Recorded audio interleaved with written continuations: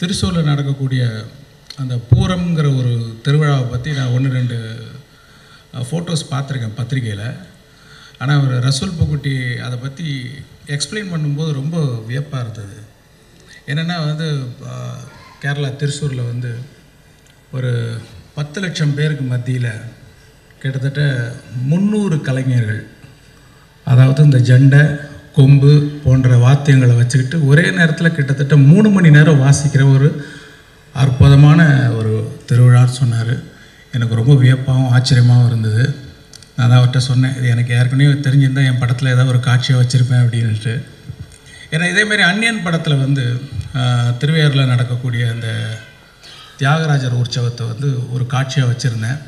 அது கொஞ்சம் அத்தன்டிக்காக இருக்கணுங்கிறதுக்காக நான் வந்து இந்த திருவையாருக்கு போய் அந்த தியாகராஜர் உற்சவத்தில் வந்து கலந்துக்கிட்டு அதை நான் அப்சர்வ் பண்ணேன். உண்மையிலே ரொம்ப அருமையான ஒரு அனுபவம் அது. அதாவது கிட்டத்தட்ட 100கணக்கான சங்கீத கலைஞர்கள்லாம் ஒன்றா சேர்ந்து ஒரே நேரத்தில் வந்து ஒரே சுதியில் அந்த தியாகராஜர் கீர்த்தனையை பாடுறதை கேட்குறது வந்து ரொம்ப ஒரு அற்புதமான ஒரு அனுபவம் அது. அதை நான் வந்து லைவாக பதிவு பண்ணணும்னு பார்த்தேன், ஆனால் எனக்கு பர்மிஷன் கிடைக்கல.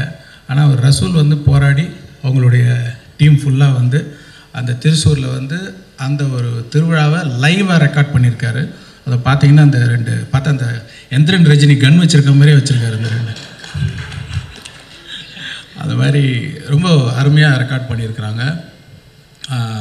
இது வந்து ஒரு முக்கியமான பதிவுன்னு நான் நினைக்கிறேன். வந்து இது ஒரு டாக்குமெண்ட்ரி ஃபிக்ஷன், ரைட்? அந்த மாதிரியான ஒரு ஜானர் இது. ரசூல் பூக்குட்டி பற்றி அவரை பற்றி சொல்லணுன்னா லைக் ரொம்ப நுணுக்கமான ஒரு ஒலிக்கலைஞர். ஏன்னா அவர் படத்துக்கு படம் அவர் ஒர்க் பண்ணுற மெத்தட் நான் பார்த்துக்கிட்டே இருக்கேன். அதாவது எல்லா சவுண்டையும் ஸ்டுடியோக்குள்ளேயே க்ரியேட் பண்ணாமல் முடிஞ்ச அளவுக்கு லைவாக அந்தந்த லொக்கேஷன்லேயே போய் அதை ரெக்கார்ட் பண்ணி அந்த ஒரிஜினல் ஃபீல் அப்படியே கன்வெர்ட் பண்ணணுன்றதுக்காக போராடிட்டுருக்கிறாரு. ஸோ அதே மாதிரி இந்த படத்துலேயும் ரொம்ப அற்புதமாக வந்து அந்த சவுண்டை ரெக்கார்ட் பண்ணி ஒரு நல்ல அனுபவத்தை கொடுப்பாருன்றதுல எந்த விதமான டவுட்டும் இல்லை. இந்த சாங் ரொம்ப ப்ளசண்ட்டாக இருந்தது. வைரமுத்து சாருடைய லிரிக்ஸ் ரொம்ப பிரமாதமாக இருந்தது. இந்த ஒரு பாடலும் இந்த படமும் பெரிய வெற்றி அடையணுன்ட்டு இதுக்காக ஒர்க் பண்ண ரசூல் பூக்குட்டி, ஒரு டைரக்டர், மியூசிக் டைரக்டர், அதை அந்த ஹோல் டீமுக்கும் என்னுடைய பாராட்டுகளையும் வாழ்த்துக்களையும் தெரிவிச்சுக்கிறேன். நன்றி, வணக்கம். Very long back, we are just biting our nails who's going to get the award, Golden Globes or an Oscar. And I'm so happy to see that Rasool is reinventing himself so much. Like Vairamuth sir பேசின மாதிரி அவர் பேசணும்னு யாரும் பேச முடியாது, finish பண்ணிட்டாங்க. So I wish you all the very best. Thank you. Keep going. Like A.R. sir said, 8 years ago, an evening like this, 22nd of February 2009, we walked into the Kodak Theatre, nervous, didn't know what was going to happen in your life. There was a famous sound designer, like a name that we all worship, Mr. Ben Burt. He and his wife was nominated along with me for Wally. His wife told me, we all want you to win this night, this evening. This evening is yours. But if you win, don't forget to mention your mother. That's my biggest regret. I have not mentioned my mother. So this is another night, a big night. I just want to begin my night by thanking my mother and my father. You know, in one such night, I was traveling from Trivandrum to Calicut for some reception by the public. I was tired. 2 o'clock in the morning, one boy was waiting for me at the reception. Haggard, you know, traveled, probably have not eaten. He came and met me and he said, I have a story to tell you. And he narrated me a story which I thought was brilliant. And Mammootty was supposed to play the lead in that. And that was Prasad. The moment I heard that story, I believed in him. And I knew he would do something that would, make people turn their head.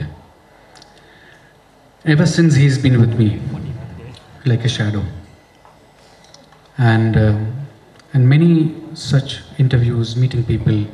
In one interview I said, when they asked me, what is the next thing that you want to do?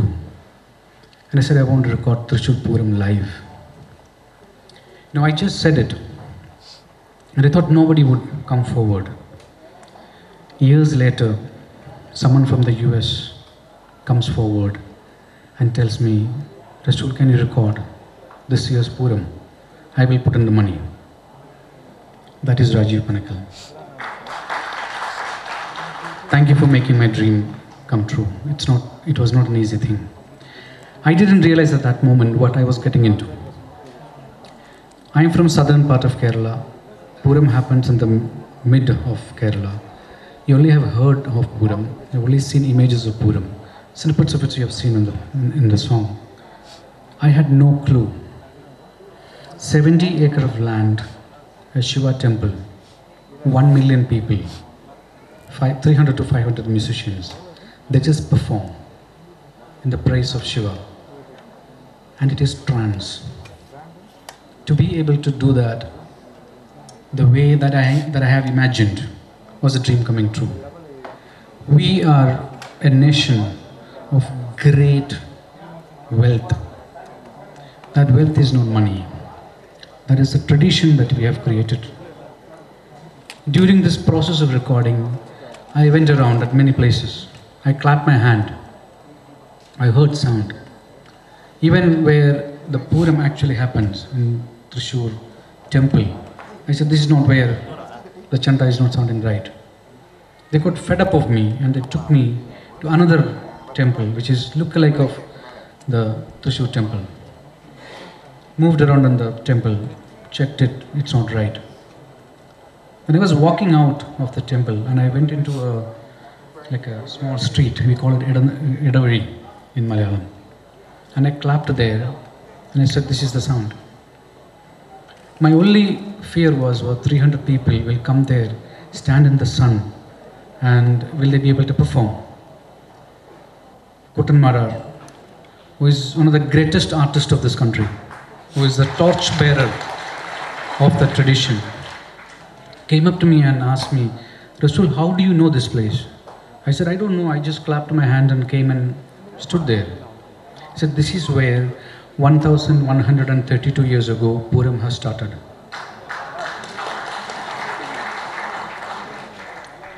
I was led into Pooram. Someone called me there. That's how it has started. On the final day of the Pooram, among lakhs and lakhs of people, I stood without moving an inch for 3 hours, and my entire left side was paralyzed after the recording. And I told Kuttan Marar, please look at me, where my microphone is, that's where you have to come and stand. I just been pushed around. And he did that. He went out of his way to make this happen.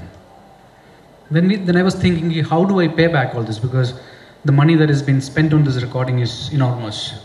We have no government grant. We are not a society where we will preserve our culture, our tradition, our knowledge. So this is a private archival work. Somehow, some money can be recovered through this film. That will be the biggest blessing. That's how the film came in.